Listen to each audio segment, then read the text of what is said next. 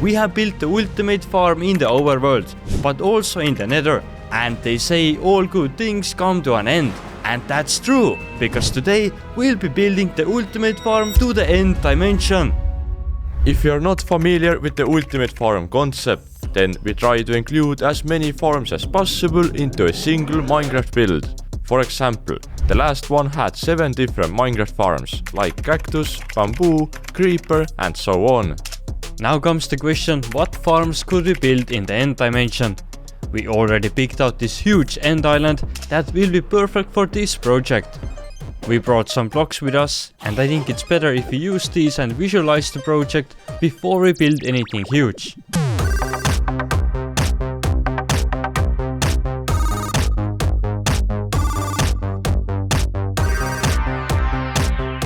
So we came up with this small concept that has 5 different farms. First one in the middle is the Shulker shell farm. Then on the sides we have a bee farm for honey, an enderman melon farm, a crop farm, and finally the churros fruit farm. This is at around 1% of the full scale, so obviously it's gonna look much better at a larger scale. But okay, our ultimate farm plan is ready.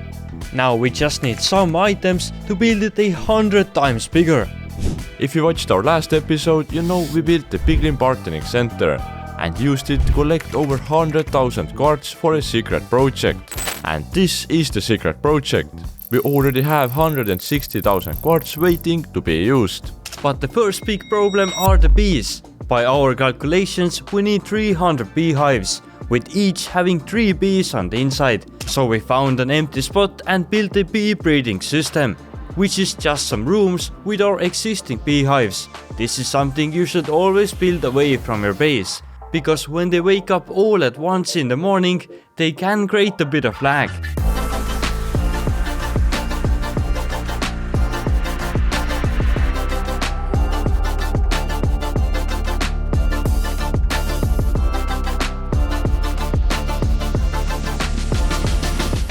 Only a few bees managed to escape, and after 3 hours we had successfully collected over 310 beehives into these shulker boxes. That means we have 930 bees trapped in here.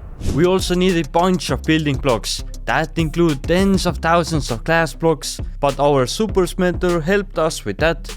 Then shulker boxes of redstone, purple blocks, and just overall everything we could need for this project. Usually after we got all the blocks, we would head to the build site. But today we can't go alone. We must take a couple of villagers with us to the end, so they can start duplicating. First I had to take a ton of dirt blocks and rails to make a railway in the end. Of course we chose an end island that is 6,000 blocks away, so it was a pretty long journey.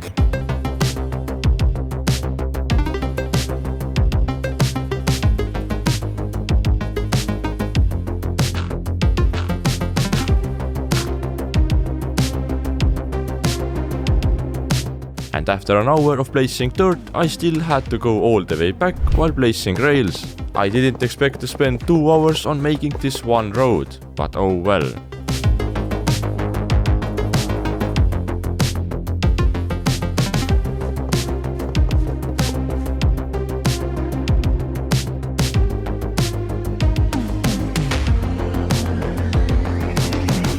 Then we took 2 villagers from our overworld and transported them through the portals to the end.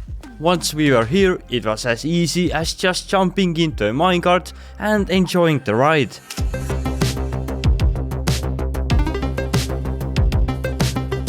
For you it was easy for sure, because the whole time I had to make sure that the enderman didn't block the way or steal our dirt blocks.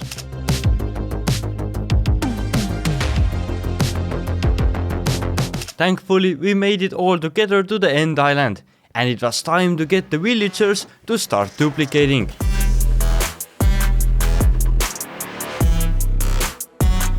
We also had to make the ground more flat, so we have a clean canvas to start building on.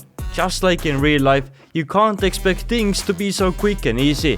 We had to spend an hour and 40 minutes here digging away this island.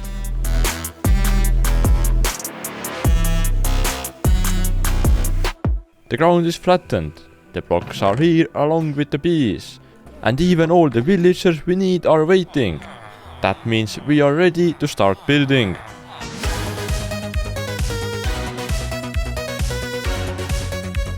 The first farm we are building here is the heart of the project, the Shulker shell farm. It's gonna produce over 1000 Shulker shells per hour, but you can never have too many Shulker boxes.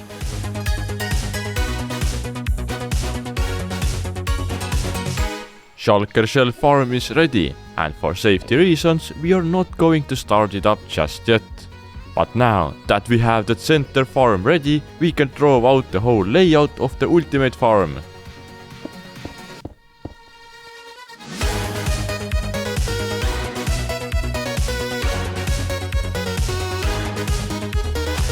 And that's the size this thing is going to be. It's got 4 sides for 4 different farms.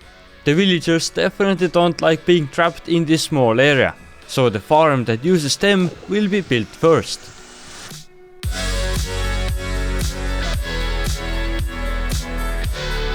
They are going into our carrot farm, and there is a good reason why we chose to build it. We have a pretty limited and unique space here. Also, the farm needed to be stackable, and villager crop farms are something you can customize to fit.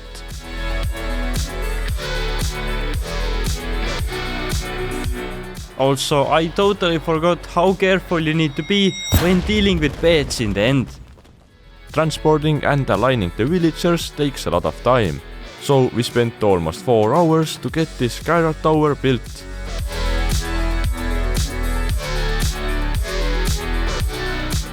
And here we have the 72 villagers working together to produce us carrots.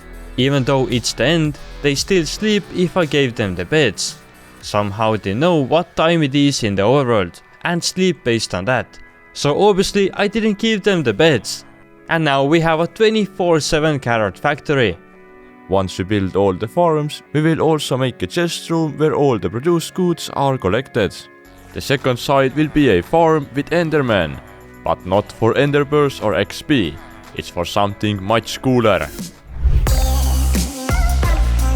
And that is a melon farm that will be powered by endermen. They pick up all sorts of blocks, including melons. And here we can use this to our advantage. Some of the area is just used as a regular melon farm to fill up the space, but those produce only melon slices. The enderman, on the other hand, will help us to produce melon blocks. 2 hours later and we finished another side of the ultimate farm. The enderman melon farm will start working once we AFK at the correct location. But for now, we will continue with building a bee farm.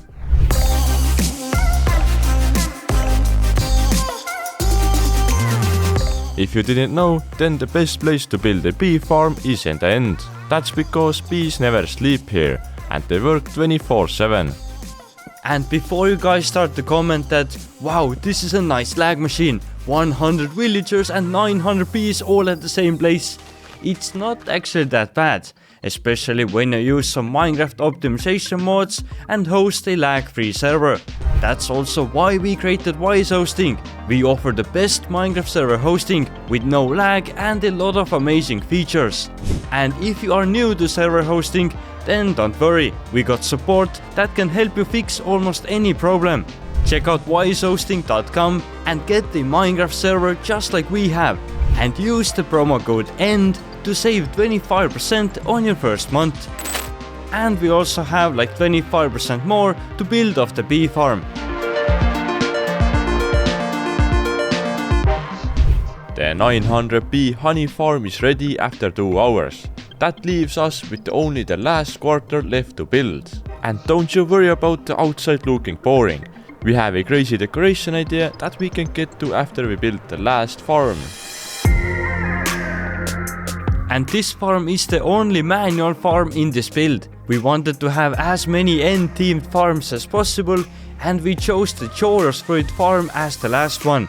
I know there is a ton of them growing around here, but just please avoid looking at those for now.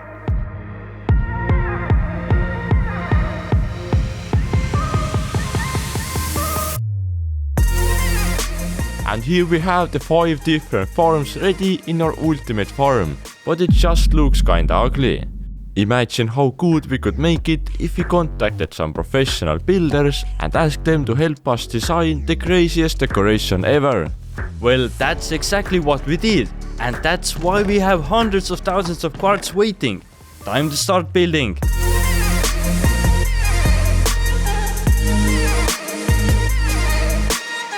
It's incredibly detailed and complicated to build, so huge thanks to the professional builders that made our lives so difficult.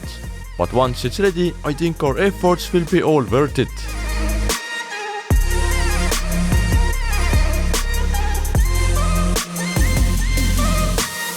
Once we get the decoration ready, we can see how many items each farm actually produces, and then you can decide if it deserves the name Ultimate End Farm.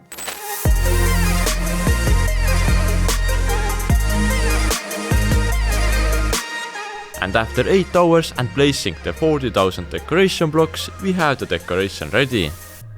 But there is one more thing. We need to input one shulker into the shulker farm to make it work. That meant we had to build a new railway to the nearest end city. We picked up a shulker from there and sent it on its way to our shulker farm. But the shulker shell farm didn't start correctly. The shulkers started spawning even on the glass floor. So we had to cover the floor with carpet to give it additional spawn proofing.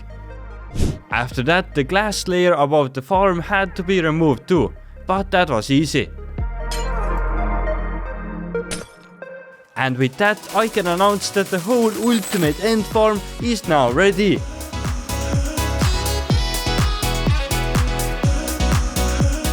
And here's how we can use it.